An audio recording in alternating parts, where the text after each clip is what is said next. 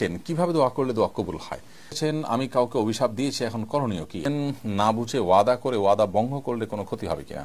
শুভ Sobhana AID থেকে আপনি লিখেছেন, নাপাক কাপড় পরিধান করে উজু করলে উজু হবে কিনা। আমরা জানি সন্তানের বেহেশত মায়ের পায়ের নিচে, আবার এটাও শুনি স্ত্রীর বেহেশত স্বামীর পায়ের নিচে। এটা তো পরস্পর বিরোধী। মহিলাদের বেহেশত একই সঙ্গে স্বামী এবং মায়ের পায়ের নিচে কিভাবে হতে পারে? লুবনা ইসলাম লিখেছেন, আমি কাউকে অভিশাপ দিয়েছি, এখন করণীয় কি? আপনি কাউকে অভিশাপ দিয়ে থাকলে আল্লাহর কাছে তওবা করবেন, মাফ চাইবেন এবং তার জন্য বরং নেক দোয়া করবেন যাকে অভিশাপ দিয়েছেন। ইনশাআল্লাহ বিদিন আল্লাহ তাআলা ক্ষমা করবেন। আল্লাহ রাব্বুল আলামিন কোরআন কারীমে বলেছেন যে মানুষ যে বদদোয়া দিয়ে থাকে আমরা, এই জাতীয় বিষয়গুলো যদি আল্লাহর সাথে সাথে কবুল করতেন তাহলে মানুষ শেষ হয়ে যেত। ওয়ালাউ ইয়াজ্জালুল্লাহু শাররা ইসতাআজালাহুম বিল খায়র লাকুদিয়া ইলাইহিম আজালুহুম। মানুষের ভালো দোয়াগুলো আল্লাহ তাআলা যেরকম দ্রুততার সাথে কবুল করেন, মন্দ দোয়াগুলো যদি এরকম দ্রুততার সাথে কবুল হয়ে যেত তাহলে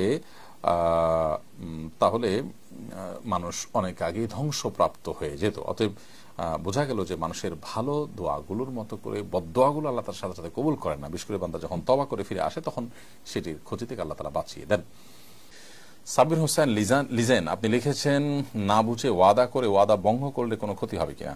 না বুঝে ওয়াদা করেছেন, এমন ওয়াদা যেটা আসলে রক্ষা করতে পারবেন না, তো এটা আপনি ভঙ্গ করেছেন, তাহলে সেক্ষেত্রে আল্লাহ তাআলার কাছে তওবা করবেন, খাঁটি তওবা, যে এ ধরনের দায়িত্ব জ্ঞানহীনতার কাজ আর করবেন না। কারণ ওয়াদা করার পর ওয়াদা খেলাফ করা গুনাহের কথা এবং কবিরা গুনাহ। এই কবিরা গুনাহ থেকে আল্লাহ তাআলার কাছে মাফ চাইতে হবে, তওবা নাসুহা এবং খাঁটি তওবা করতে হবে। শুভ শোভানা এআইডি থেকে আপনি লিখেছেন, নাপাক কাপড় পরিধান করে উজু করলে উজু হবে কিনা। নাপাক কাপড় পরিধান করে যদি কেউ উজু করেন, উজু হয়ে যাবে, কারণ উজুর সাথে আসলে এটা সম্পর্ক নয়। তবে পরনে থাকা কাপড় নাপাক থাকলে যত দ্রুত সম্ভব সেটাকে পরিবর্তন করা কিংবা ধোয়া উচিত। বাট এই অবস্থায় যদি উজু করেন কেউ, উজু হয়ে যাবে, উজু হওয়া না হওয়ার সাথে এটা সম্পর্ক নয়। তবে হ্যাঁ, নাপাক কাপড় শরীরে লাগার কারণে যে অংশে নাপাক লেগেছে সে অংশটা ধুয়ে তাকে নামাজ পড়তে হবে। নদী এআইডি থেকে আপনি লিখেছেন, কিভাবে দোয়া করলে দোয়া কবুল হয়। দেখুন, দোয়া আল্লাহ তাআলার সবচেয়ে প্রিয় আমল, বান্দার এই আমলটা আল্লাহ সবচেয়ে বেশি পছন্দ করেন, বিধায় দোয়া আমাদের করা উচিত। দোয়া কবুলের প্রক্রিয়া তিনটি হয়ে থাকে হাদিসের আলোকে। একটা হলো আমি যা চাইলাম কাঙ্ক্ষিত তা পেয়ে গেলাম, আর একটা হলো যা চাইলাম তা পেলাম না কিন্তু বিপরীতে এমন কিছু পেলাম যেটা আসলে এই দোয়ার চাইতেও, যেটা কাঙ্ক্ষিত আমি চেয়েছি দোয়ার মাধ্যমে, এর চাইতেও গুরুত্বপূর্ণ কিছু, সেটা যদি আমি পেয়ে যাই তাহলে সেটা হবে এর চাইতেও গুরুত্বপূর্ণ। হতে পারে আমি আমার জন্য একটা জিনিসকে ভালো মনে করে আল্লাহর কাছে চাইছি, আল্লাহ তাআলা সেটা না দিয়ে অন্য একটা জিনিস দিলেন যা আমি আসলে চাইনি, অথচ সেটা আমার জন্য আরো বেশি ইম্পর্টেন্ট। এরকম অনেক সময় আমাদের দোয়া কবুল হয়। আবার কোনো কোনো ক্ষেত্রে আমার কাঙ্ক্ষিত বিষয়টা দুনিয়ার তার কোনো বিনিময় না দিয়ে আল্লাহ তাআলা আখিরাতে তার বিনিময় দিবেন। এটাও দোয়া কবুলের একটা প্রক্রিয়া এবং পদ্ধতি।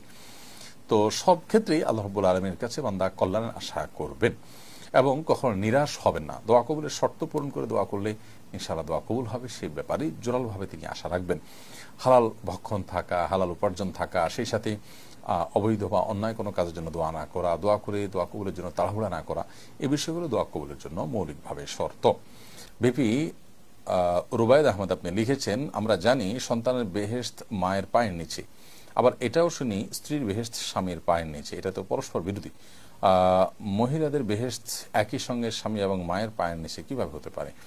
দেখুন, জান্নাতের ব্যাপারে মায়ের আনুগত্য, বাবার আনুগত্যের মধ্যে জান্নাত নিহিত রয়েছে, এই মর্মে বর্ণনা রয়েছে। এবং স্বামীর পায়ের নিচে স্ত্রীর বেহেশত, এরকম কোনো বর্ণনা আছে বলে আমার জানা নেই যে স্বামীর পায়ের নিচে স্ত্রীর বেহেশত। বরং সর্বাবস্থায় মা বাবা তাদের আনুগত্যের মধ্যে জান্নাত নিহিত রয়েছে। তবে হ্যাঁ, একজন নারী তিনি বিবাহের পর অবশ্যই তার স্বামীর আনুগত্য করবেন, বৈধ নির্দেশগুলো তিনি মেনে চলবেন, সেটি ভিন্নতর বিষয়।